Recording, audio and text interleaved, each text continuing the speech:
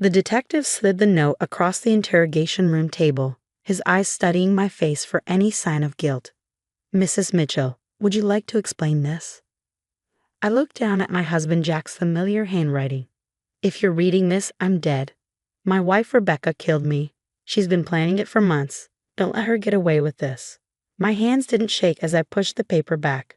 "I'd like to explain something, Detective Harris," I said calmly, "but probably not what you're expecting." It had been 3 days since Jack disappeared. 3 days since they found his car abandoned by the river, blood splattered across the driver's seat. 3 days of watching my sister Rachel play the part of the devastated sister-in-law, while secretly helping the police build their case against me. What they didn't know was that I'd been building my own case for months. "Go ahead, Mrs. Mitchell," Detective Harris said, leaning back in his chair. "We're all ears." I opened my purse and pulled out a USB drive. "Before I give you this, I need you to understand something. I'm not just going to tell you what happened to Jack. I'm going to show you how he and my sister planned this whole thing, and how they messed up in ways they never imagined." The detective's eyebrows rose slightly. "You're saying your husband faked his own death?" "Yes," I replied, and tried to frame me for it so he and my sister could start a new life together with his life insurance money. But they made one crucial mistake. They underestimated me. My name is Rebecca Mitchell. I'm 34 years old, and until 3 days ago, I was married to a man who thought he could destroy my life and get away with it. But I'm also a forensic accountant, and if there's one thing I know, it's that numbers don't lie, even when people do. 6 months earlier, I was working late at my office, combing through financial records for a client when I noticed something odd in my own bank statements. A series of small transfers, carefully spread out to avoid detection, moving money from our joint account to an unknown destination. Most people wouldn't have caught it. The amounts were tiny, $50 here, $75 there, but they added up. Over 3 months, nearly $15,000 had disappeared. I didn't confront Jack immediately. Instead, I did what I do best. I followed the money. The transfers led me to a private account, and from there to a trail of receipts that told a story I wasn't prepared for. Hotel rooms booked under my sister's name. Dinner reservations for 2 at restaurants where Jack claimed he had business meetings. A down payment on a small apartment across town. But the real punch to the gut. A receipt for an engagement ring, purchased 2 weeks earlier. I sat in my dark office that night, staring at the evidence on my computer screen, and made a decision. I wouldn't confront them, not yet. Instead, I would document everything, build an ironclad case, and wait to see what they were planning. I didn't have to wait long. "Honey," Jack said one evening over dinner, his voice carefully casual, "what would you think about increasing my life insurance policy?" I looked up from my plate, keeping my expression neutral. "Oh, why's that?" He shrugged, not meeting my eyes. "Just thinking about the future, making sure you're taken care of if anything happens to me." I watched him push food around his plate, noting how his left hand trembled slightly, a tell he'd had since I met him. He was lying, and he was nervous about it. "Sure," I said softly. "That makes sense." The policy was increased to $2 million the next day. I started keeping a second set of books. Rachel came over more often after that, playing the role of the caring sister. She'd bring coffee, ask about my day, all while helping her lover plan my destruction. "You work too hard," she said one afternoon, perched on the edge of my desk at home. "You should take a break, maybe go visit Mom for a few days." I smiled, thinking of the hidden camera I'd installed in my home office. "Maybe soon. Things are pretty busy right now." She touched my shoulder, and I wondered if she felt any guilt at all. "You know I'm always here for you, right?" "I know," I replied, and I did know. I knew exactly what she was there for. The pieces of their plan became clearer each day. The life insurance policy, the secret apartment, the carefully orchestrated paper trail making me look unstable, jealous, potentially violent. They thought they were being clever, but they left traces everywhere. Burner phones with texts not quite deleted. Receipts for chemical supplies that could make Jack's blood appear to be in larger quantities than it was. Research on their shared laptop about dissolving bodies in lye. I documented everything, backing up files, photographing evidence, building my case methodically while they built their trap. The day before Jack disappeared, he kissed me goodbye like any other morning. "Love you," he said.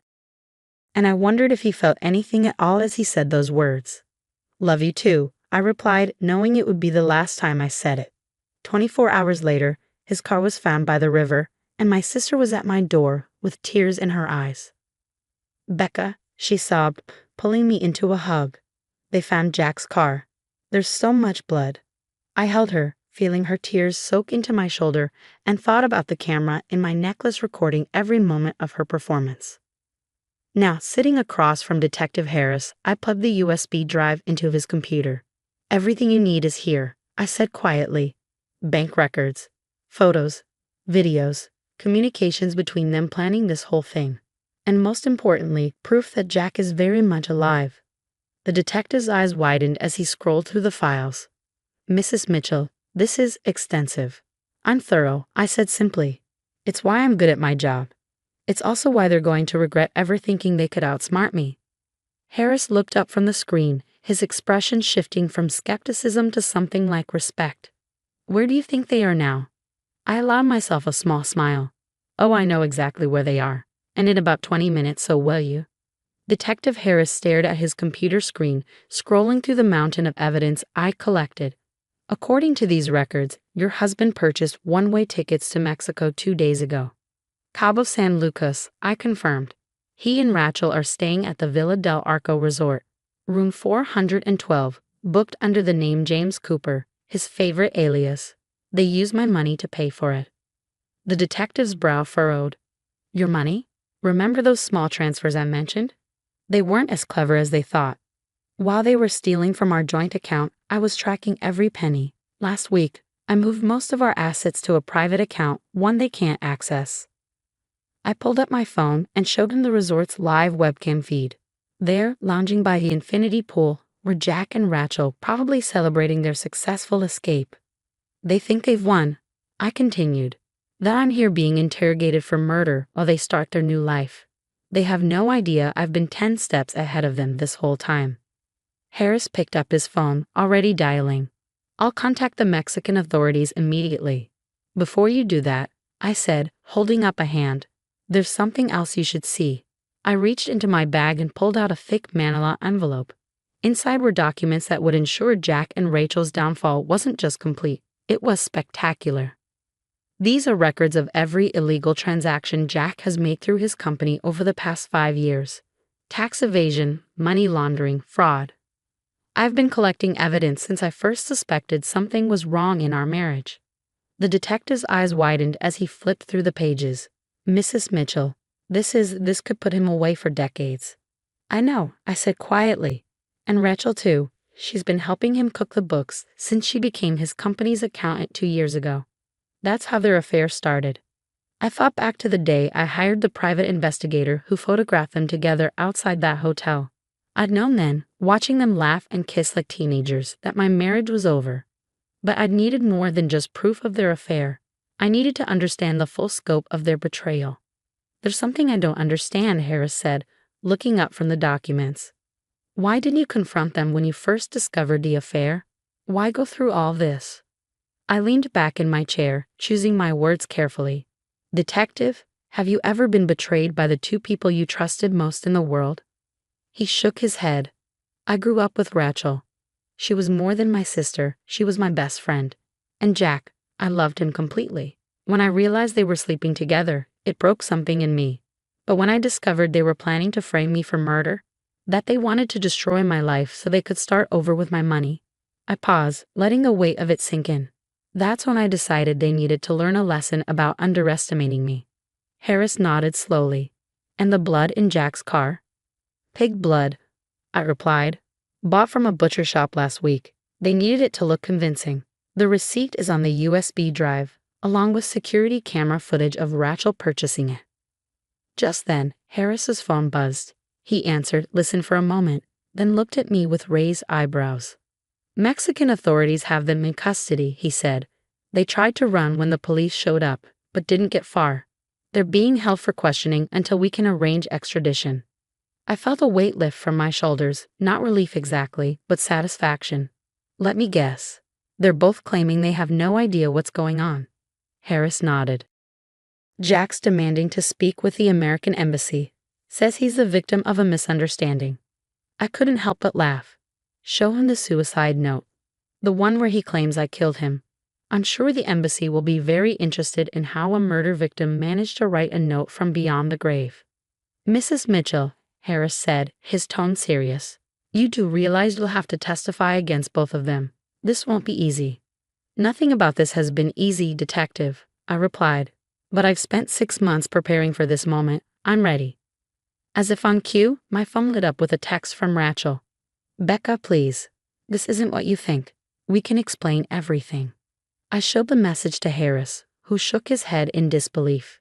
They still think they can talk their way out of this. They've always underestimated me, I said, deleting the message without responding. It's why we're here, and they're in a Mexican jail. The next few hours were a blur of statements and paperwork. I walked the detective through every piece of evidence, every document, every recording. By the time we finished, the sun was setting over the city. We'll need you to come back tomorrow, Harris said as I gathered my things. There's more paperwork to fill out, and we'll need formal statements about everything. I nodded, suddenly exhausted. The adrenaline that had carried me through the past 3 days was wearing off, leaving me drained. One more thing, Harris added as I reached the door. How did you stay so calm through all of this? Most people would have fallen apart. I turned back to face him. Detective, when someone tries to destroy you, you have 2 choices. You can break down, or you can become unbreakable. I chose the latter. As I walked out of the police station that evening, my phone buzzed again.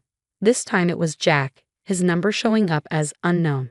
I know you're behind this, his message read. You've ruined everything. How could you do this to us? I stared at the words, marveling at his audacity. Even now, caught in his own trap, he was trying to make me the villain.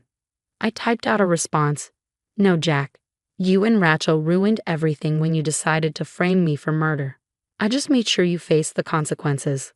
Then I blocked his number, got in my car, and drove home to the house that was now mine alone. I woke the next morning to breaking news headlines splashed across my phone. Local businessman and sister-in-law arrested in murder hoax. The story was everywhere, complete with their mugshots from Mexican custody. Jack looked shell-shocked, his normally perfect hair disheveled. Rachel's makeup was streaked with tears. Within hours, my phone was flooded with messages from friends, family, and coworkers. Everyone wanted to know how I was holding up, how I'd discovered their plan, whether I'd seen the signs before it was too late. I ignored them all and drove to the police station for my formal statement. Detective Harris was waiting with a cup of coffee and a thick stack of papers. You've caused quite a stir, Mrs. Mitchell. The DA is very interested in this case. I imagine he is, I replied, settling into the chair across from him. How are our lovebirds doing in Mexico?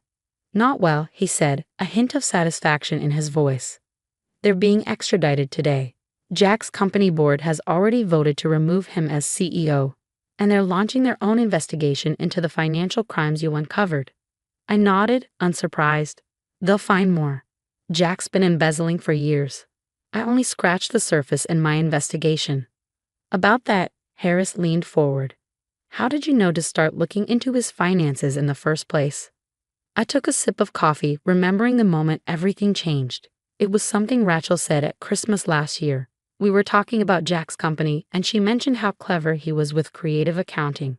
The way she said it, there was this intimacy in her voice, like she was proud of him. That's when I knew. Knew they were having an affair. Knew they were up to something bigger, I corrected.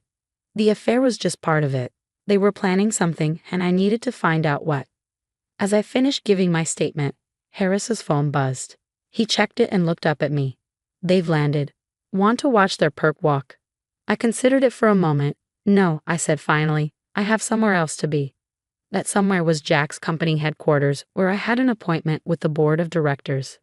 They needed to understand the full scope of what Jack had done, and how I could help them fix it. I spent 3 hours walking them through the evidence, explaining how Jack had manipulated the books, where the missing money had gone. By the time I finished, they had offered me a consulting contract to help clean up the mess. Mrs. Mitchell, the board chairman said as I prepared to leave, I have to ask. Why didn't you come forward sooner? I met his gaze steadily, because I needed to understand everything first. Not just the affairs or the fraud, but who they really were, what they were capable of. He nodded thoughtfully. And now? Now they can face the consequences of their actions, I said simply. All of them. The preliminary hearing was set for the following week. I sat in a courtroom, watching as Jack and Rachel were led in wearing orange jumpsuits. They wouldn't look at me, but I could see them whispering to each other when they thought no one was watching. Their lawyers tried to paint it as a lover's mistake, a momentary lapse in judgment. But the evidence was overwhelming. The fraud charges alone carried a minimum sentence of 15 years. The attempted framing, the insurance fraud, the theft, it all added up. When it was my turn to testify, I walked to the stand with my head held high. Jack finally looked at me then, his eyes pleading for mercy. Rachel stared at her hands, shoulders shaking with quiet sobs. Mrs. Mitchell, the prosecutor began, please tell the court how you discovered your husband and sister's plan. I took a deep breath and began to speak. I told them everything. The suspicious transfers, the secret meetings, the carefully orchestrated plan to frame me for murder. With each word, I watched Jack and Rachel shrink further into themselves. And what made you decide to gather evidence rather than confront them immediately? The prosecutor asked. I looked directly at Jack as I answered, because they thought I was weak. They thought I was so blinded by love and trust that I wouldn't see what was right in front of me. They underestimated me, and that was their biggest mistake. The trial lasted 2 weeks. In the end, Jack was sentenced to 20 years for fraud, conspiracy, and attempted insurance fraud. Rachel got 12 years for her role in the scheme. They were both ordered to repay the money they'd stolen, plus damages. As they were led away, Rachel turned to me one last time. I'm sorry, Becca, she whispered. I never meant for it to go this far. I didn't respond. Her words meant nothing now. Outside the courthouse, reporters clamored for a statement. I gave them one sentence. The truth always comes out.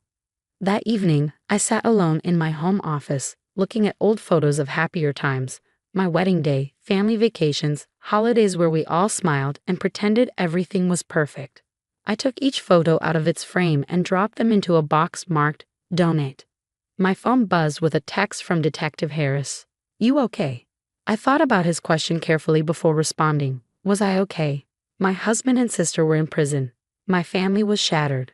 My life had been completely upended. But I was still standing, still fighting, still winning. Yes, I texted back. I'm more than okay. I'm free. I closed my laptop, turned off the lights, and walked out of the office. Tomorrow, I would start my new consulting job. Next week, I would look at houses in a new neighborhood. In a month, I would take a vacation to Italy I'd always dreamed about. But tonight, I would sleep peacefully, knowing that I had turned their betrayal into my triumph. They had tried to write my ending, but I had written my own beginning instead.